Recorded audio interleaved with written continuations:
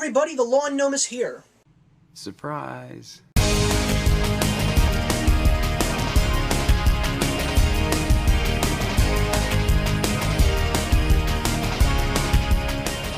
So today we're going to talk about the movie that everybody else is talking about, and of course that is the new Ridley Scott directed film, The Martian, based on the book that the entire BookTube community is talking about of the same name, written by Andy Weir. It's the story of an astronaut named Mark Watney who is with his crew of the Eris 3 doing scientific experiments on Mars, only to find out that there is a crazy storm coming, and when they try to abort the mission, Mark Watney is left behind and the crew leaves Mars, only to find out later that Mark Watney is not dead, and then it turns into the whole castaway/rescue mission to bring this man home, and more importantly, how Mark Watney is going to survive while he waits for a rescue team to come. Now, before I get into the actual thoughts on this film, I have to give credit to two specific people. One is my friend Hope Ortego,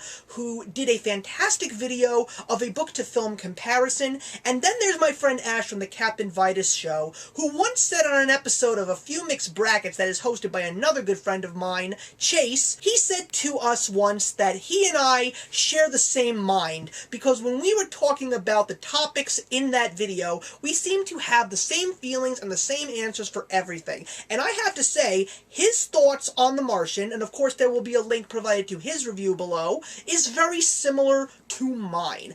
It is a fantastic film, and as someone who loves lots of movies, when it comes to movies about space, and it really doesn't revolve around the science fiction and fantasy aspect of it, I am never truly satisfied with those kinds of films. Two movies in particular were Gravity, which I thought was completely overhyped and terrible, and Interstellar, which I thought was good but not great. So when I originally saw the trailers for The Martian, I really had no desire, but thanks to people who had read the book and reviewed the movie, I had to see it, and I'm so glad that I saw it. This doesn't feel like a Ridley Scott movie. When I think of Ridley Scott, I think of Alien and Gladiator, and this is completely outside of the box for him. The cinematography of Mars, I don't know if it is actual set pieces or digital. I need you all to let me know how those shots of Mars were filmed, but they were absolutely gorgeous. The story is extremely engaging because of the fact that it's not as over-the-top dramatic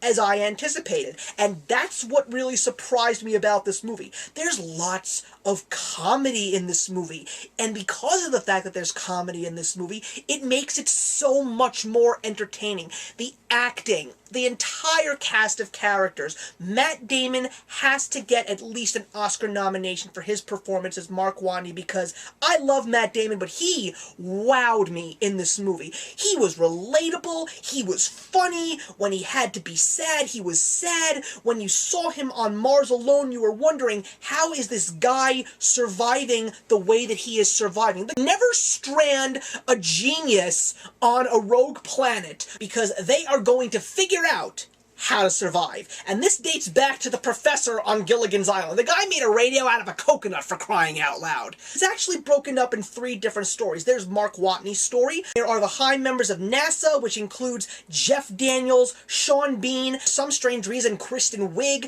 Chiwetel Ejiofor. Each and every one of them were fantastic. I did not expect Kristen Wiig to be as good as she was. And then, of course, there is the rest of the Ares 3 crew, which includes Jessica Chastain, Sebastian Stan, Kate Mara, Axel Henny, and Michael Pena. Everybody did a fantastic job in this movie, and for a movie that goes over 2 hours, the fact that it was what it was made me really enjoy what I was watching. You also have an excellent score from Harry Gregson Williams. That just moves the movie even more. Even though the acting does a great job, and the pace of the movie is fantastic as well, the music just adds that little extra something to it, as well as a lot of the actual songs songs that were used in that movie. But this movie is still flawed to a certain degree because there were just a couple of things that really didn't grip me. One of them, unfortunately, was Mark Watney's character, and that's just because of the fact that while everything that he is doing in this film is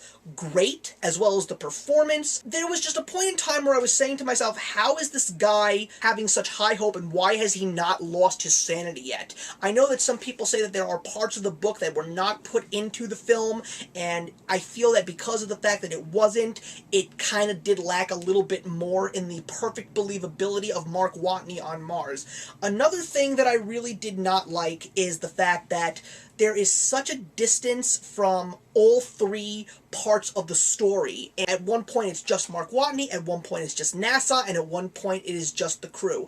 And because of the fact that the crew does not really get its time to shine until the very end of the movie, there's a lot of lack for character development. There are some things that actually happen with this crew, and you're like, oh, okay, that actually happened. I wasn't expecting that, but okay, I'll just go with it.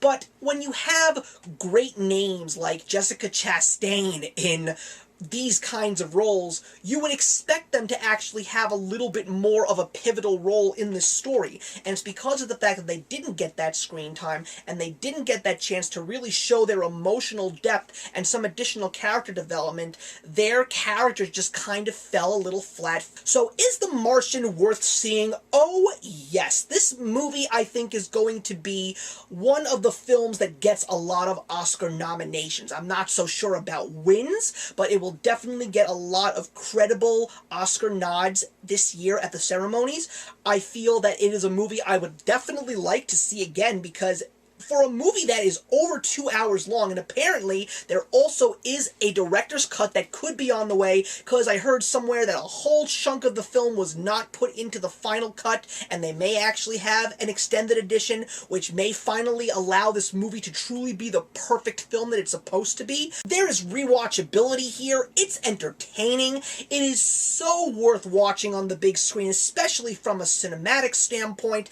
and I highly suggest that you go out and see this movie, because you will truly be wowed by this movie. And for me, as someone who didn't read the book, I love this movie, and it pretty much is my 2015 Gone Girl. A movie where everyone says you have to read the book, but now that I've seen the movie and feel the way I feel about this movie, I just don't want to read the book and ruin it for me. So, The Martian is a good film. One of the best that I have seen this year, and I'm giving it 3.5 out of 4. So thank you very much for watching, everybody. Please put your comments in the box below, and let's have a discussion on The Martian. And I'll see you in the next one. Actions speak louder than words.